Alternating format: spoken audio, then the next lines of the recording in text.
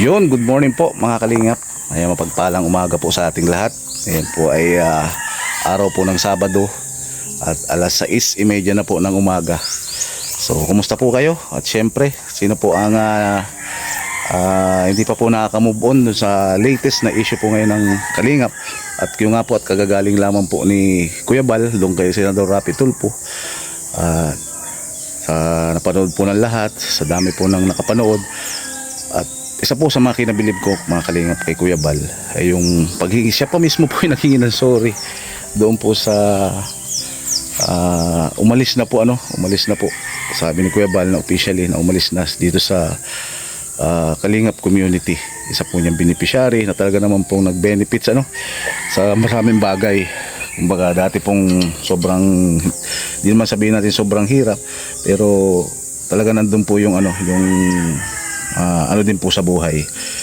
Kumbaga sapat lang, pero simula nung makilala o matagpuan sa mga scouter ng Kalingap ay nagbago po talaga ang kanilang buhay.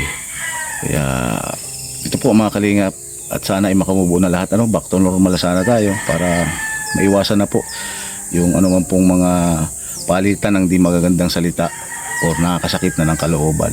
So ito po mga Kalingap, ito pong vlog natin ngayon sa mga nagtatanong bakit daw po sa tinagal-tagal ko na dito sa Kalingap ay wala po tayong wala daw po akong bahay. Kasi ako po mga Kalingap ay hindi po ako mahilig kasi na mag-vlog ng bahay. Kasi actually meron po naman akong bahay, pero hindi totally sa akin. Kasi ito po ay pinatira lamang po ako ng aking pong tinuring po akong kapatid. Kaya shoutout po kay Ate Maris. Maraming salamat po sa pagpapatira. Ito po mga Kalingap, yung una ko pong taon sa Kalingap ay nagkaroon po ako ng viral, which is ito po yung 3 bata. Ito nga po, papakita ko po sa inyo. First time na mapakita ko po. Pero napapasagay-sagay ko na ito sa aking mga live. Minsan talagang minsan pini-explain ko rin. Pero ito po ngayon, papakita ko po sa inyo ng buo. Yan, ito po mga Kalingap, yung bahay na tinitirahan ko po ngayon. Sobrang hindi pa po tapos yan. Actually, ito lang po amang pong baba na yan. Yung akin pong itong first floor. Kasi may second ang akin pong napagawa dyan. Kumbaga nung time na nag-viral nga po tayo, ayan po yung akin napagawa. At ito pong lupa na yan ay hindi po sa akin. Kaya nga po sa nabanggit ko kanina, yan po ay kay Ate Maris. Ayan pong tinuring akong kapatid. Talagang inalalayan ako, sinuportahan. At sobrang thankful talaga. At di man po maiwasan sa magkakapatid na minsan nagkaroon ng tampuhan. Pero hindi po mawala yung aking utang na loob po sa kanya. Kaya siguro kung dumating ang panahon na sila naman po yung mga ilangan, ay hindi po tayo magdadalawang isip na sila rin po ay bigyan o alokin ng tulong para po sa ito po ay hindi naman po sa napakalaki po talaga ng utang na loob po kay Ate Maris. Grabe, first time ko pong ito sa aking vlog. Never ko po itong nasabi na sobrang thankful at nakakilala ko si Ate Maris at yung kanyang nanay na talagang itinuring po ako na kapamilya. Ayan, ito po yun. Bali, itong taas na po yan, sila na po yung nagpagawa niyan. Si Ate Maris kasi sabi nga po niya, baka kasi ito lang yung titirang ko, tinutulugan ko. Baka daw po mabasa dahil pag umuulan, may hagdan po kasi yan sa taas, walang bubong. Kaya po, yan po yung nababasa, kaya pinilit niya po na mapatayuan. Malaki po yung 100 square meter din po yan, mga Kalingap. So tara po, tingnan natin sa harap. Yan, ito po yun, mga Kalingap. Sobrang hindi pa po talaga ito tapos. Kapaganda po sana ng plano ko dito, kaso wala hindi na po tayo, hindi na natin kaya. Yan po yung harapan nyo. Ito po sana, islab na to, kakaroon po sana ng 2 kwarto. So talagang hindi na po, kaya po may mga abang yan. Yan, ito po, pinagawa din po ito ni Ate Maris. Sabi niya, magawa po ng tubig. Kaya sobrang thankful talaga mga Kalingap. Yan po yun. Ito po ay abang po yan, islab po ito sa, tapos ito pong ilalim sana garahe. So di na po dahil unang-una di naman po ito sa akin lupa na pinatira lang ako ni Ate Maris. Ito po yung napagawa ko, itong baba na ito. Yan, ito na po, itagawin niya po, kortina pa. Tagal-tagal na po niya pero kortina lang. Kaya di pa po tapos talaga. Ito yung kusina. Yan, may washing machine. Pasok po tayo sa loob. Yan, ito po mga kalingap. At ito, shoutout nga pala kay Mami Inday. Ayan, nung time na magkasama kami ni Brooks, diyan sa Kubo, yung kay, doon sa Kubo na yung pinatira din ako dati, nalagaan ko. Ito po yung binigay niya sa amin. Bigyan niya po ako dyan ng pambili, pero dagdag pa rin po tayo ng konti. Ano. Ito po yung aming pong tinutulugan. Ayan. Tapos ito po yung sinasabi ko, dati kung walang taas yan, nababasa po kami dito sa baba. Ito po, may hagdan po ito. Grabe po. Ito po kung nagtatanong po ano kung bakit wala daw po ako. Ako lang sa mga kaling partner ang walang bahay. Tuloy, mas nauna po ako dito nagpatayo. Kaso hindi lang po ako mahilig mag-vlog-vlog. Kasi iba po yung mga sinasabi. Mag-ano, pag kesyo asa ka sa sponsor, mga ganun. Ang dami po nilang sinasabi. Kaya isa po yun sa iniwasan ko. Kaya hindi po ako nag-vlog-vlog ng mga ganito. Napakagulo po dito sa taas nito. Yan. Ito, kwarto din po sana ito. Yan. Ito, kwarto yan. So yan, ito po yung mga damit. Yan po yung dapat abang po. Slab din sana yan papunta doon. Kaya po may poste doon no, na nakaabang. Kasi ay 3 kwarto pala dapat yan. Bali 4 to sa taas. So wala na talaga, hindi na kaya. Kaya hanggang dyan na lang yan. At ito po kay si Ate Maris na po ang nagpagawa nitong taas na ito. Yan, ito po. Ito ako natutulog mga kalingap. Yan duyan. Minsan dito. Yan, folding bed lang. Yan, ito po, kaya sobra po tayo nagsisikap para kahit pa paano magkaroon talaga yung masasabi mong sa'yo talaga. Hindi katulad ng yung ito may hindi talaga totally sa'yo. Pinatira lamang tayo ng pinagamit yung lupa kumbaga ng isa sa mga nagmamahal sa akin. Di ako magsasawa na banggitin ang kanyang pangalan, si Ate Maris. Thank you so much talaga. So ito, nakita nyo na po ano. Kay shoutout kay Maring sino ba kayo, si Miss Mary Vlog. Yan nagtanong kung bakit wala daw akong bahay nga sa Singapore. Ito na yung Mari ko, yung tinitirhan ko. Talagang wala pa talaga, as in walang hindi pa talaga totally tapos. Kumbaga sabi ko nga, pinatira lang ako dito, hindi to totally sa akin. Kumbaga may nagmagandang loob lang.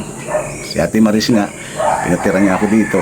Sabi ko nga, hindi ako mahilig mag-vlog ng mga ganito na ang iniwasan ko po kasi doon yung mga sinasabi ng ibang tao na sigurado yung pinapatay mo na po is sponsor. Ito po ay sariling sika po natin. Napagawa ko yung baba ng wala po talagang kahit isa. Yun lang si Ate Maris talaga yung ito nagpagawa ng taas, tapos sa baba napagawa po natin.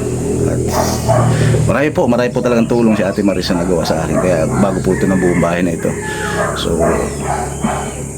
ito nga po, nagkaroon po ng di magandang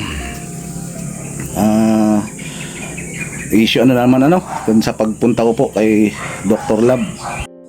Dahil po nagsasabi na ako daw po ay ahas, namamangka sa 2 ilog. Grabe na naman po maghanap buhay tayo ng parangal o wala tayong hanap buhay. Ang dami nasasabi po minsan pa nga po talagang pinaratangan po ang inyong lingkod ng mandarambong katulad po ng inisyo nila kay Kalinga Prab dati na kahit wala naman pong ginagawa na bibigyan nyo pa po ng mga issue na gano'n tapos ngayon na naman po sasabihin niyo po kung ahas, talagang nakita nyo naman po halos dugo at pawis po ang aking pong inilalaan dyan para lamang po kumita ng kahit konti para sa aking pamilya. Kaya sana naman po mga kalingap ay iwasan po natin na makapagsalita ng di maganda sa ating kapwa dahil tao lamang po tayo nasasaktan tulad ng sinabihan tayo ng ahas.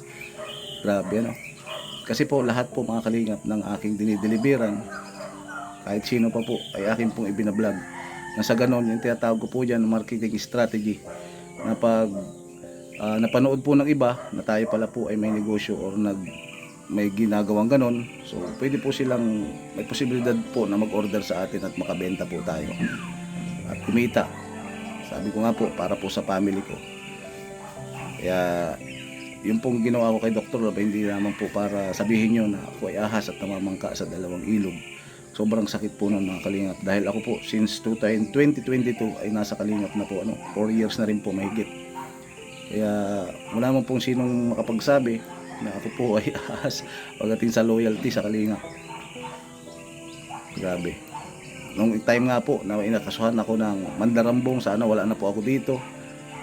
Kumbaga, pero dahil sa pagmamahal, dahil napakalaking parte po ng Kalingap sa buhay ko, hindi po ako makakabalik ng Camarines Norte. Hindi po dahil sa Kalingap. Dahil unang-una, dito po ako pinanganak, dito po tayo pinanganak. Tapos nagkaroon lamang po ng pagkakataon na nangarap ang simpleng mag-iilog. Gabi po kasi, dati po kasi ako po ay nangungutkot ng mga graba, buhangin sa ilog, nag-iipon para maibenta ng mura. At kahit pa paano po ay hindi po umasa sa aking magulang sa pambaon-baon man lang, sa pantuition.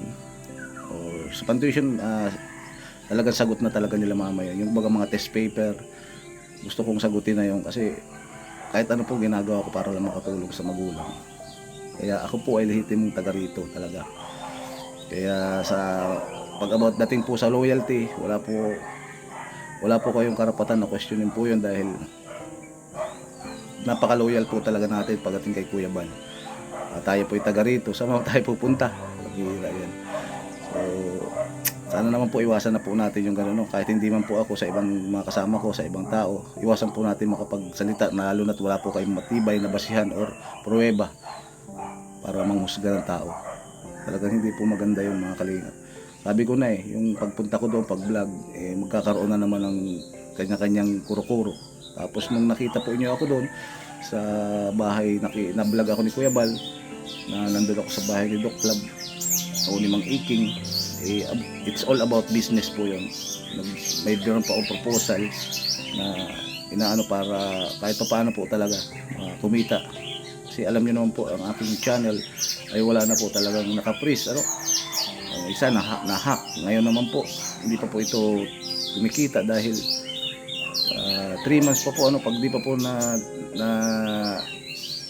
yung pin dumating, hindi ka po talaga kikita talaga sa kay Lolo. So, ito po ang ginagawa ko, nagpapakahirap din po tayo sa sariling pawis para kumita na sarili nating sa pamamaraan. So, sana naman po mga Kalingap ay naliwanagan po kayo sa kung bakit po nakapag-vlog po tayo doon, dahil po lahat po ng dinideliveran ko ay binablog ko. Kumbaga, sabi ko nga, marketing strategy ko po yan para mapanood ng iba at kahit hindi po ako mag-alok, kung mapanood nila at malapit lang sila dito sa Camarines Norte, makukontak tayo. So yun lang po mga Kalingap. Kasolid Kalingap po ako, wala po kayo dapat ipag-alala. God bless po sa ating lahat. At meron po tayong part 2. Part 2, yung kadugtong nito. Ngayon mayroon po akong matinding pasabog para po sa inyo mga Kalingap, na sigurado pong ikakagulat nyo. Abangan po nyo. Maraming po salamat. God bless po sa ating lahat. Mag-iingat po kayo palagi.